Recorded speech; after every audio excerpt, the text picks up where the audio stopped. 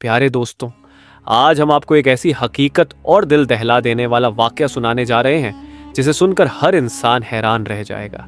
ये कहानी एक ऐसी लड़की की है जो बहुत नेक, परहेजगार और हाफिज कुरान थी। लोग उसकी नेकी की मिसाल दिया करते थे, लेकिन उसकी मौत के बाद उसकी कब्र में जो मंजर देखा गया उसने पूरे इलाके के लोगों को दहला कर रख दिया। एक शहर के दूर दराज इलाके में नफीसा नाम की एक लड़की अपनी माँ के साथ रहती थी। उसके वालिद का इंतकाल कई साल पहले हो चुका था। घर में कमाने वाला कोई नहीं था, इसलिए नफीसा की माँ लोगों के घरों में काम करके किसी तरह घर का खर्च चलाती थी। नफीसा बचपन से ही बहुत समझदार और शरीफ लड़की थी। उसकी माँ ने बड़ी मेहनत करके उसे कुरान पाक हिफ्ज करवाया था। वह 5 वक्त की नमाज पढ़ती, कुरान की तिलावत करती और हर वक्त अल्लाह को याद करती रहती थी। इसके साथ साथ उसकी माँ ने उसे सिलाई कढ़ाई भी सिखाई थी ताकि वह मेहनत करके हलाल रोजी कमा सके। धीरे धीरे पूरे मोहल्ले में नफीसा की सिलाई मशहूर हो गई। आसपास की औरतें अपने कपड़े सिलवाने के लिए उसी के पास आया करती थीं। नफीसा बहुत ही कम पैसे लेती थी, लेकिन कपड़े इतनी सफाई और खूबसूरती से सिलती कि पहनने वाले को बहुत पसंद आते। नफीसा की एक खास बात थी, उसके कुछ उसूल थे और वह उन उसूलों से कभी पीछे नहीं हटती थी।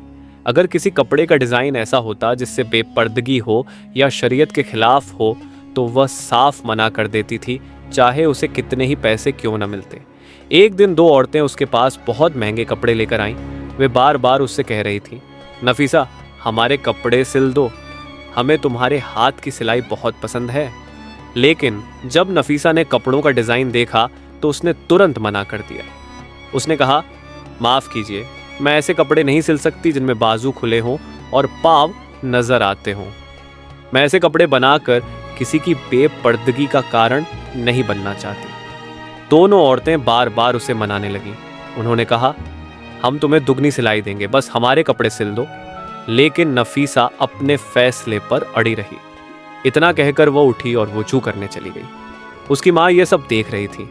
औरतों के जाने के बाद उसकी माँ ने कहा, बेटी तुम क्यों इतनी मुश्किल से मिलने वाली रोजी को ठुकरा देती हो? अगर कपड़े सिल देती तो कुछ पैसे आ जाते। नफीसा मुस्कुराई और बोली, अम्मा मैं हर रोजी नहीं कमाना चाहती, मैं सिर्फ हलाल और साफ कमाई चाहती हूँ। नफीसा की माँ चुप हो गई, लेकिन उसे अपनी बेटी पर फख्र भी था कि वह इतनी छोटी उम्र में भी ईमान और उसूलों पर इतनी मजबूत है। उसे क्या पता था कि आने वाले दिनों में इसी नेक लड़की की जिंदगी में ऐसा मोड़ आने वाला है जिसे सुनकर हर इंसान हैरान रह जाएगा। नफीसा दिन भर मेहनत करके लोगों के कपड़े सिलती और अपनी माँ का सहारा बनती। उसकी माँ भी लोगों के घरों में काम करती थी। माँ बेटी मिलकर किसी तरह अपना गुजारा कर रही थी, लेकिन उनके घर में सुकून और बरकत थी। नफीसा बहुत सादगी पसंद लड़की थी। वह फिजूल खर्ची बिल्कुल नहीं करती थी। धीरे धीरे उसने अपनी मेहनत की कमाई से अपने दहेज का थोड़ा थोड़ा सामान भी जमा कर लिया था।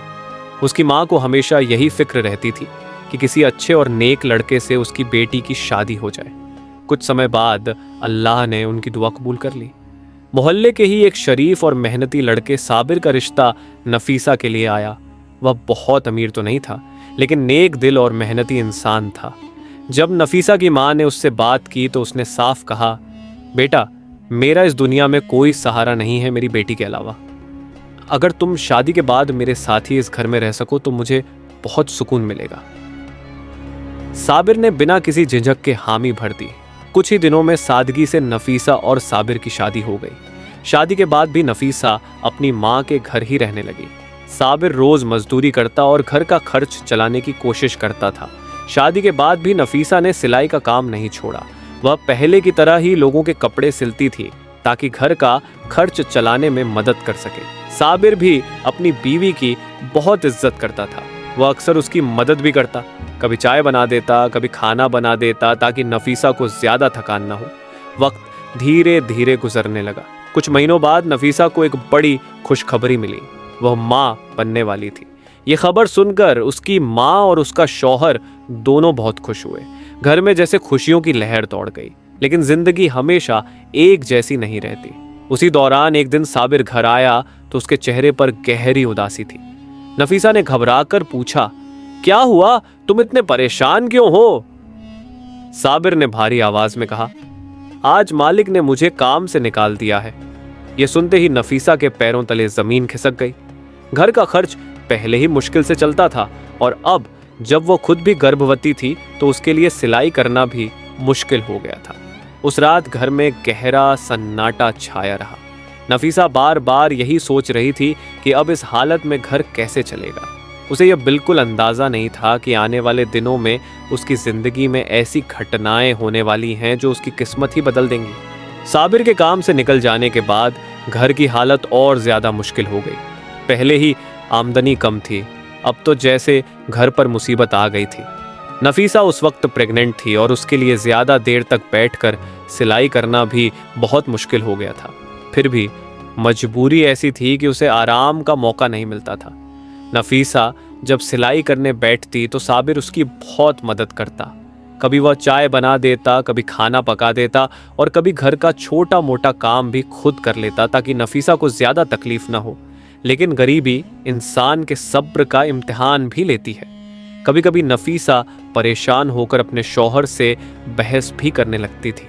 वह गुस्से में ऐसी बातें भी कह देती जो उसे नहीं कहनी चाहिए थी। एक दिन जब साबिर खाना खाने बैठा तो नफीसा गुस्से में बोल पड़ी, तुमसे तो कोई काम होता ही नहीं, बस घर में बैठे रहते हो। साबिर यह सुनकर चुप हो गया। उसने कुछ नहीं कहा, बस 2 निवाले खाए और उठकर बाहर चला गया। असल में वह हर रोज काम ढूंढने जाता था, लेकिन किस्मत उसका साथ नहीं दे रही थी। दिन ऐसे ही गुजरते गए। आखिरकार वह दिन भी आ गया जिसका इंतजार सबको था। अल्लाह के करम से नफीसा के घर एक प्यारी सी बेटी पैदा हुई। बच्ची को देखकर घर में खुशियों का माहौल बन गया। साबिर तो खुशी से पागल हो गया था। उसने मोहल्ले में मिठाइयाँ तक बांटी और जैसे अल्लाह ने उसी दिन उनकी किस्मत बदलने का फैसला कर लिया हो। जिस दिन बच्ची पैदा हुई उसी दिन साबिर को नया काम भी मिल गया। लेकिन जिस ठेकेदार के पास उसे काम मिला था वह बहुत सख्त मिजाज आदमी था। उसे मजदूरों की कोई परवाह नहीं थी। वह अक्सर उन्हें डांटता और गालियां भी दे देता था। मजदूर उसकी बदतमीजी सहते थे क्योंकि मजबूरी में उन्हें वही काम करना पड़ता था। इधर नफीसा की जिंदगी भी फिर से अपने पुराने ढर्रे पर आ गई। जब उसकी बेटी थोड़ी बड़ी हुई तो नफीसा ने फिर से सिलाई का काम शुरू कर दिया। जो औरतें कपड़े सिलवाने आती थीं, उनके कपड़ों में जो थोड़ा बहुत कपड़ा बच जाता था वे अक्सर नफीसा को दे देती थीं। नफीसा उसी बचे हुए कपड़े से अपनी छोटी बेटी के लिए प्यारे प्यारे फ्रॉक सिलती और उसे पहनाकर बहुत खुश होती। घर में पैसे ज्यादा नहीं थे, लेकिन माँ बेटी की मुस्कान से घर रोशन रहता था। लेकिन किसी को यह नहीं पता था कि किस्मत एक बहुत बड़ा इम्तिहान लेकर आने वाली है। एक दिन ऐसा हादसा हुआ जिसने नफीसा की पूरी जिंदगी को हमेशा के लिए बदल दिया। दिन ऐसे ही गुजर रहे थे। नफीसा अपनी बेटी की परवरिश में लगी रहती और साथ साथ सिलाई का काम भी करती थी। उसकी माँ घर के कामों में मदद करती और साबिर सुबह से शाम तक मजदूरी करने चला जाता। एक दिन अचानक ऐसा हादसा हुआ जिसने पूरे घर को हिलाकर रख दिया। उस दिन नफीसा सिलाई का काम खत्म करके ऊपर की मंजिल से नीचे उतर रही थी। अचानक उसका पैर सीढ़ियों पर फिसल गया। वह पहली सीढ़ी से गिरते गिरते सीधा आखिरी सीढ़ी तक जा गिरी। जैसे ही वह नीचे गिरी उसके सिर से बहुत ज्यादा खून बहने लगा। नफीसा की माँ यह मंजर देखकर चीख पड़ी। उनकी आवाज सुनकर पूरे मोहल्ले के लोग उनके घर इकट्ठा हो गए। सब लोग जल्दी जल्दी उसे उठाकर अस्पताल ले जाने की तैयारी करने लगे। किसी ने तुरंत साबिर को खबर कर दी। उस दिन जुमे का दिन था और साबिर काम पर गया हुआ था। वह इसीलिए भी काम पर गया था कि आज उसे थोड़े ज्यादा पैसे मिलने वाले थे। वह सोच रहा था कि उन पैसों से अपनी छोटी बेटी के लिए कुछ खिलौने खरीद कर लाएगा। लेकिन जैसे ही उसे खबर मिली कि नफीसा गिर गई है और उसकी हालत बहुत खराब है, वह सब कुछ छोड़कर तुरंत घर की तरफ दौड़ पड़ा। वह हांफता हुआ घर पहुंचा और जल्दी जल्दी नफीसा को अस्पताल ले जाने लगा। लेकिन रास्ते में ही नफीसा ने दम तोड़ दिया। ये खबर सुनते ही साबिर की दुनिया जैसे उजड़ गई। वह जोर जोर से रोने लगा। उसे बार बार अपनी बीवी की बातें याद आ रही थीं। उसकी माँ भी बुरी तरह रो रही थी। साबिर के दिल में सबसे बड़ा दर्द यह था कि उसकी छोटी सी बेटी अब बिना माँ के कैसे पलेगी। अभी तो वह इतनी छोटी थी कि माँ का दूध भी पीती थी। नफीसा की अचानक मौत से पूरा मोहल्ला सदमे में था। हर कोई यही कह रहा था कि नफीसा बहुत नेक और परहेजगार लड़की थी।